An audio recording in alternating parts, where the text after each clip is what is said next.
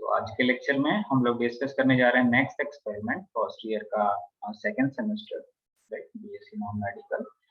तो यहाँ पर आप देख सकते हैं एम ऑफ द एक्सपेरिमेंट है रिप्रेजेंट कर रखा हूँ, राइट। जिस तरह से हम सारा कुछ डिस्कस करते हैं थ्योरी पोर्शन में, और साथ ही साथ उसके ऑब्जर्वेशन कैलकुलेशंस सारा कुछ इसमें एक्सप्लेन करेंगे, राइट। तो बहुत ही कंसंट्रेशन से आप लोग को इसको समझना है और बहुत ही सिंपल प्रैक्टिकल है और इसलिए आप इसको समझ सकते हैं, राइट।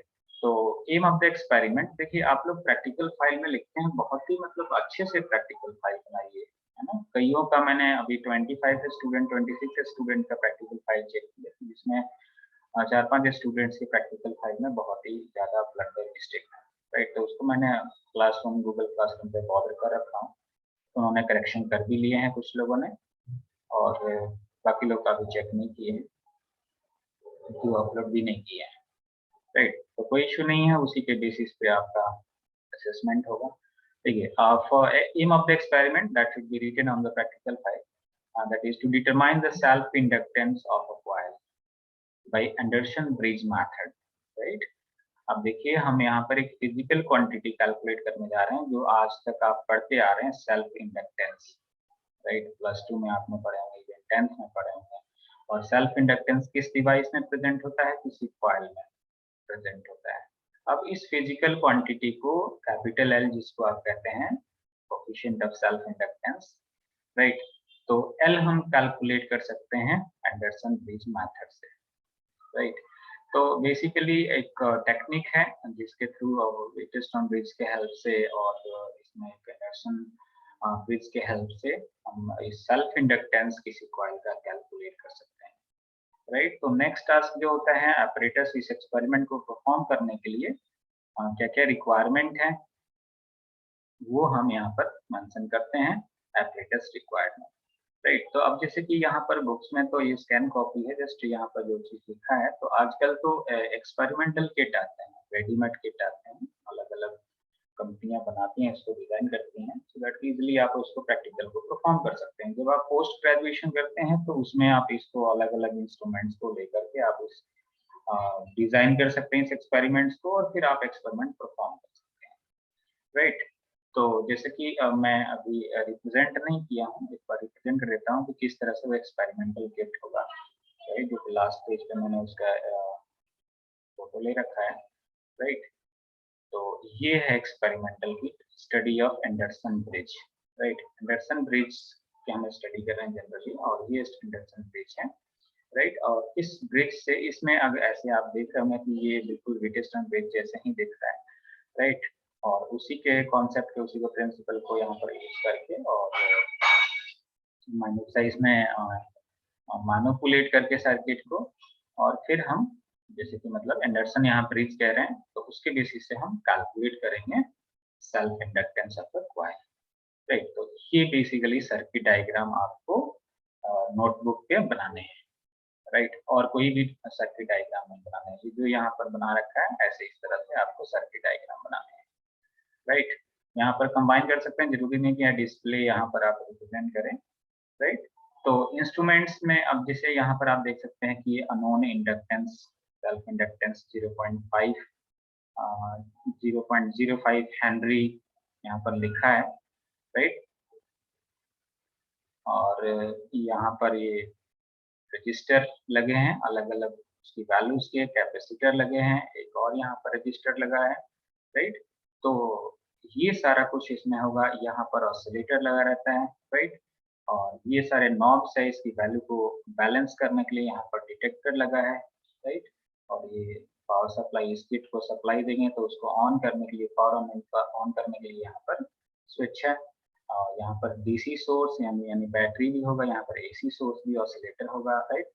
तो दोनों के लिए यहाँ पर इंटरनल उसका स्ट्रक्चर है, इंटरनल डिवाइस इसमें कनेक्टेड है, राइट। तो यहाँ पर जैसे हम यहाँ पर डीसी अगर कनेक्ट करते हैं तो ये 2 टर्मिनल है, वर्किंग में मैं प्रोसीजर में आपको एक्सप्लेन करूँगा, क्योंकि तो यहाँ पर बॉर्डर कर देता हूँ, इसको कनेक्ट करेंगे, राइट।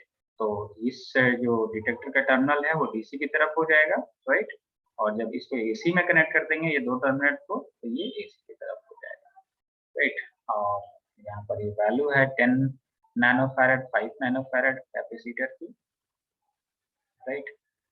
तो और ये फॉर्मुलेशन हम जनरली यूज करते हैं क्योंकि ये पेज के ऊपर ही लिखा है, राइट, अननोन वैल्यू कैलकुलेट करने के लिए। तो हम लोग फर्स्ट पेज पे पहुंचते हैं कि कौन कौन से इसमें ऐसे इंटरनल पार्ट जो लिखा है उसको एक बार मैं बॉर्डर कर देता हूँ, right.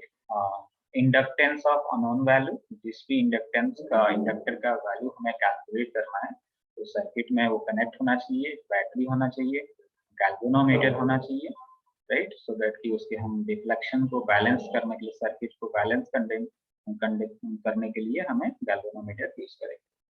4 resistance box PQRS use करते हैं, right, a capacitor of non capacity, right, and audio oscillator, यहाँ पर ऑडियो ऑसिलेटर में यूज कर रहे हैं, फ्रीक्वेंसी ऑफ 1000 हर्ट्ज, हेडफोन और फ्लेक्सिबल वायर, राइट। तो ये फ्रीक्वेंसी नहीं है, हेडफोन नहीं है, ऑसिलेटर है, ऑडियो ऑसिलेटर नहीं है, AC ऑसिलेटर है, राइट, और फ्लेक्सिबल वायर्स है। ये सारा आप यहाँ पर कह सकते हैं कि इंटरनल सारा कनेक्टेड है, राइट। तो थ्योरी में यहाँ पर मैं बॉर्डर करता हूँ, ज़्यादा डिटेल में यहाँ पर बॉर्डर नहीं करेंगे क्योंकि आपको प्रैक्टिकल फाइल में जितना मेंशन करना है उतना ही मैं बॉर्डर करूँगा, राइट। उसके ऐसे गूगल क्लासरूम पे आप डिटेल में रीड आउट कर सकते हैं, स्टडी मटेरियल आपके गूगल क्लासरूम पे अवेलेबल रहेगा, right. So Anderson bridge is basically a convenient method for measuring the value of inductance in terms of capacitance and resistance, right? हम रेजिस्टेंस के term में और कैपेसिटेंस के टर्म में हम किसी कॉइल की इंडक्टेंस कैलकुलेट कर सकते हैं by method of using this Anderson bridge method, right? So the basic connections of the bridge that is represented in last page जो कि मैंने अभी रिप्रेजेंट किया, ये तो यहाँ पर जो बुक के अनुसार बनाया गया है, तो जो प्रैक्टिकल का रीडिंग जिस किट से हमने ले रखा है उसी का सर्किट डायग्राम हमें बनाना होता है, राइट। ये हमें ध्यान रखना चाहिए, ऐसा नहीं कि जो हमने बुक में देखा और उसको हमने वहां पर नोट कर दिया। नो डाउट कि बुक से ही देख के सर्किट डायग्राम उधर हमें कनेक्शन करना होता है, बट अगर उस सर्किट डायग्राम को अगर फॉलो कर रहे हैं तो ही हमें उसको यूज करना चाहिए, अदरवाइज नहीं, राइट। तो सर्किट डायग्राम तो मैंने रिप्रेजेंट कर ही दिया था। अब the conductance L that is determined connected in the fourth arm of the Wheatstone bridge, जो कि मैंने रिप्रेजेंट किया। अननोन का इंडक्टेंस एक उसमें कनेक्ट होगा, ये कंडक्टेंस नहीं होगा, यहाँ पर इंडक्टेंस होगा। The resistance S is the resistance of the arm CD, including that of the inductance L, यहाँ पर सही लिखा है, and H is the headphone PQR and R small r are known resistances, right? तो यहाँ पर हम हेडफोन जो है, जस्ट तो ये इस सर्किट को मैं शायद स्कैन नहीं किया हूँ, एक बार प्रेजेंट कर ही देखता हूँ, नहीं भी यहाँ पर होना चाहिए। तो ये जिस सर्किट की बात किया जा रहा है वो कुछ इस तरह से होगा, इसको आप एक बार चेकआउट कर सकते हैं कि जिसमें अगर आपको हेडफोन की बात करी जाए तो यहाँ पर वो हेडफोन H कनेक्टेड रहता है, गैल्वेनोमीटर कनेक्टेड होता है, राइट। ये P, Q, R, S ये 4 अननोन रेजिस्टेंसेस हैं, राइट। और ये इंडक्टर है, S फोर्थ आर्म में इंडक्टर लगा रहता है, कॉइल लगा रहता है, राइट। और एक वेरिएबल यहाँ पर रेजिस्टर लगा है, स्मॉल आर जिसकी रेजिस्टेंस है, राइट, और कैपेसिटर लगा है, राइट। और यहाँ पर डीसी सोर्स के लिए एक सेल बैटरी लगा रखा है, एसी सोर्स के लिए यहाँ पर इस तरह से रिप्रेजेंट कर रखते हैं, एसी सोर्स ऑसिलेटर यहाँ पर यूज करते हैं, राइट। तो यहाँ पर इसके प्रोसीजर में चलिए अभी मैं यहाँ पर कीज ऐसे आप देख सकते हैं, कीज K1 एंड K2 ऐसे यहाँ पर बॉर्डर किया जाए K1, K2 और K2, K4, राइट। तो उसको हम जस्ट मैं उसके फिगर से रिप्रेजेंट कर दूंगा जो सर्किट डायग्राम मेन जो बता रखा हूँ, right. So the network is first balanced for DC current after closing the keys K1 and K3, keeping K2 and K4 open. This is done by adjusting the variable resistance S. Right, resistance S की value को हम vary करके और उसको DC current को DC में balance कर सकते हैं और एसी में बैलेंस कर सकते हैं। राइट। जो कुछ भी यहाँ पर लिखा है जस्ट इजली वे में मैं उसमें रिप्रेजेंट कर देता हूँ, राइट। ये आप लोग को कोई जरूरी नहीं है कि ये पोर्शन कुछ भी लिखें आप प्रैक्टिकल फाइल में, राइट। इवन ये भी जरूरी नहीं है लिखने का, राइट। जस्ट आप यहाँ पर सर्किट डायग्राम बना देंगे, राइट। तो मेन जो मतलब थ्योरी में ये जो हमने ड्राइव कर रखे हैं, +2 में पढ़ रखे हैं, P/Q = R/S, जो भी टेस्ट ऑन बेस के कंडीशन बैलेंस कंडीशन से ड्राइव करते हैं, राइट। उन्हीं से के हेल्प से फॉर्मूला ड्राइव किया जाता है इंडक्टेंस कैलकुलेट करने के लिए। वैल्यू ऑफ इंडक्टेंस L = तो इसके जस्ट बाद थ्योरी में आप फॉर्मूला यूज भी लिख देंगे, right. And formula that is used for calculation of self inductance L, that is L = CR within bracket capital Q plus 2R, right। R यहाँ पर स्मॉल है, ध्यान रखेंगे, राइट। तो C कैपेसिटेंस है, R रेजिस्टेंस, Q भी resistance है और स्मॉल r भी रेजिस्टेंस है। स्मॉल r वेरिएबल रेजिस्टेंस है, राइट। और ये सारे फिक्स है RNQ। तो जैसे कि यहाँ पर प्रोसीजर में हम बॉर्डर कर देते हैं। अब आपको जो कनेक्शन करने हैं, कनेक्शन तो मेनली इसमें कुछ नहीं करने हैं, किट आपको ऑलरेडी यहाँ पर जैसे जो भी यहाँ पर मैं रिप्रेजेंट कर रखा हूँ ऐसा किट आपको मिलेगा स्टडी ऑफ एंडरसन पे। इस किट के हेल्प से आपको कैलकुलेट करना है। कनेक्शंस के नाम पे जस्ट यहाँ पर एक आपको वायर लगा देना है, राइट। एक वायर यहाँ पर लगा देना है, एक वायर यहाँ पर कनेक्ट कर देना है, जो आपको करना है। क्योंकि नेक्स्ट पेज पे आपको मैं यहाँ पर रिप्रेजेंट कर दूँ इस तरह से डीसी बैलेंस के लिए।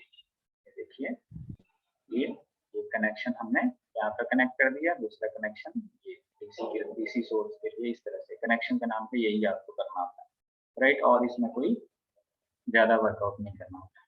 एक बार एसी के लिए, एक बार डीसी के लिए बैलेंस करने के लिए। तो वो बैलेंस कैसे किया जाता है वो बता देता हूँ मैं। देखिए उसी दो वायर को हमने एक बार डीसी बैलेंस एसी बैलेंस के लिए यहाँ पर यूज कर लिया, राइट। तो एक बार हम इसको प्रोसीजर आपको यहाँ पर बता देते हैं,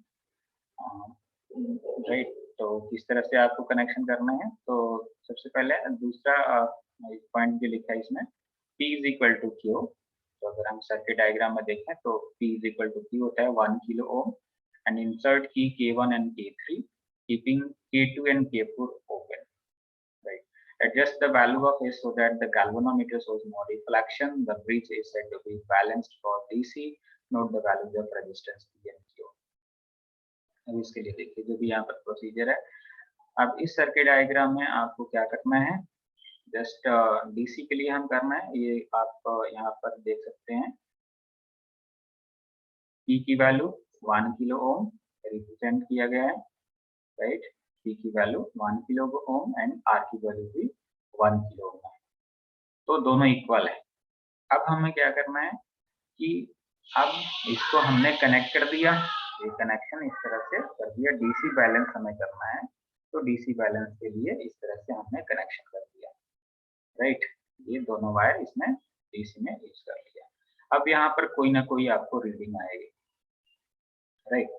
अब इस रीडिंग को आपको मतलब कि सर्किट में अब ये इम्बैलेंस है, सर्किट को बैलेंस करने के लिए यहाँ से आपको स्मॉल r की वैल्यू और ये इस एस की वैल्यू को आपको सेट करना पड़ेगा कि एक पार्टिकुलर वैल्यू पे ये वैल्यू 0 हो जाए, 0.00 आ जाए, राइट। तो उस केस में हम कह सकते हैं कि ये सर्किट क्या है, बैलेंस कंडीशन में। एज इट इज दूसरे पॉइंट में इसको आप फिर से क्या कर लीजिए कि इसको एसी में कनेक्ट कर लीजिए। फिर यहाँ पर आपको कोई ना कोई वैल्यू आपको मिलेगा और फिर इसके वैल्यू को चेंज करके स्मॉल r के और ये एस की वैल्यू को चेंज करके, इवन एस को आप एक बार स्टार्ट कर दिए तो फिक्स रख सकते हैं। यहाँ पर इसके आर की वैल्यू से ये फाइन रीडिंग के लिए ये यूज किया जाता है, राइट।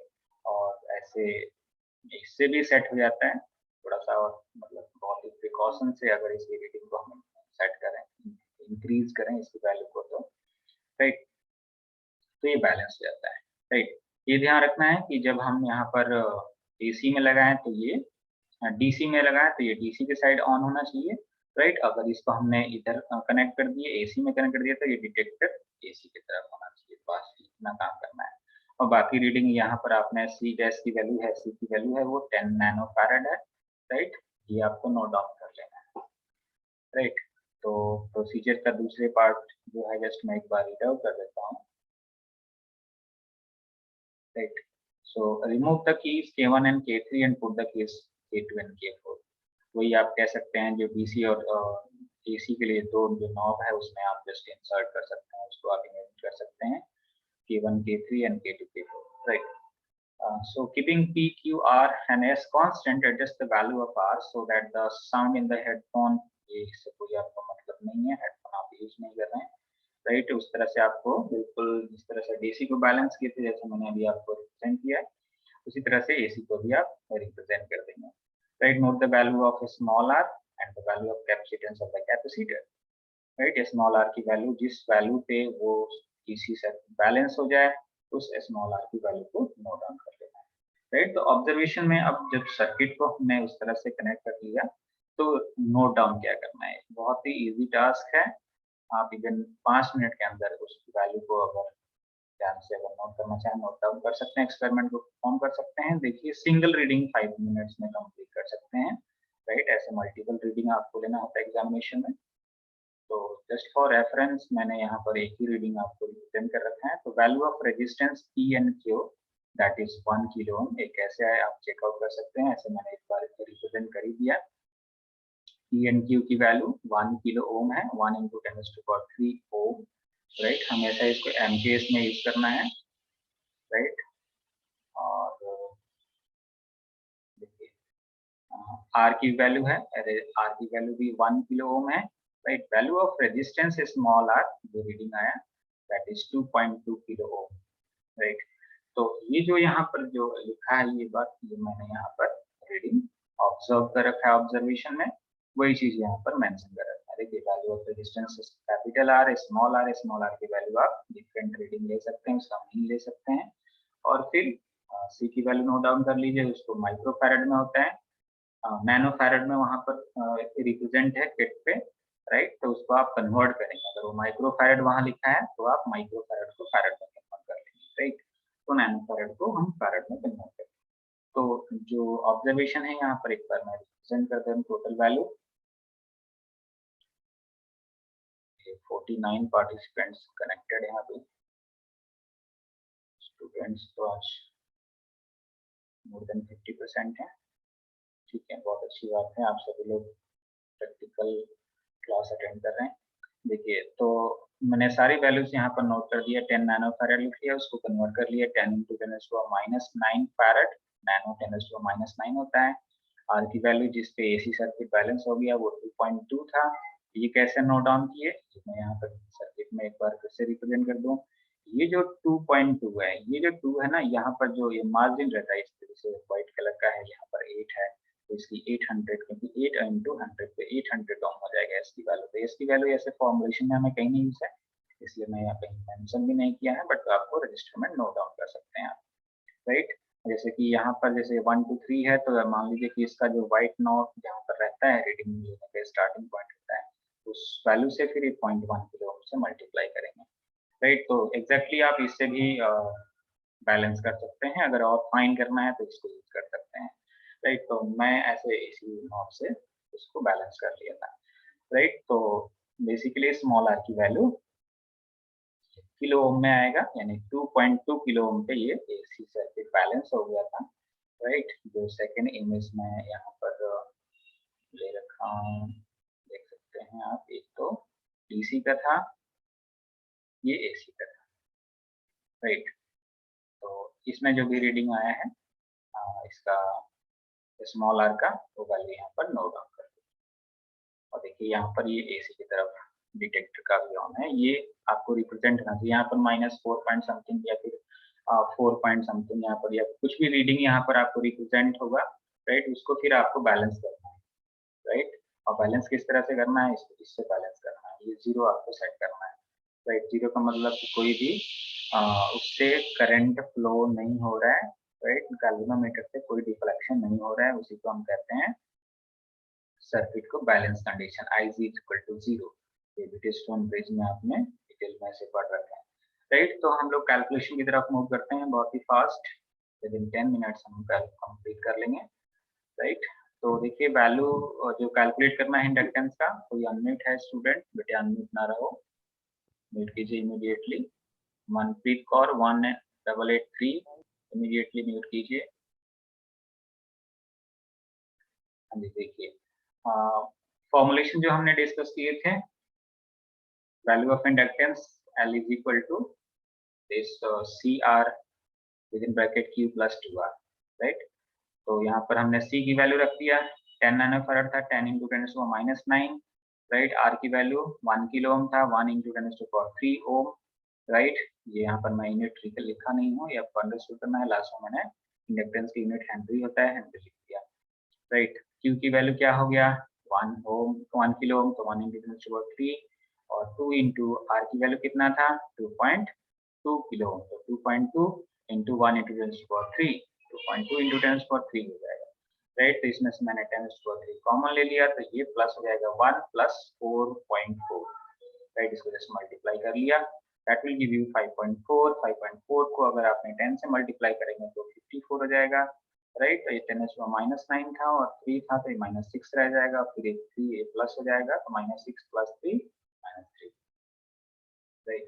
तो जनरली ये 54 इंटू 10⁻³ हेनरी आ गया हमारे इंडक्टेंस की वैल्यू, राइट।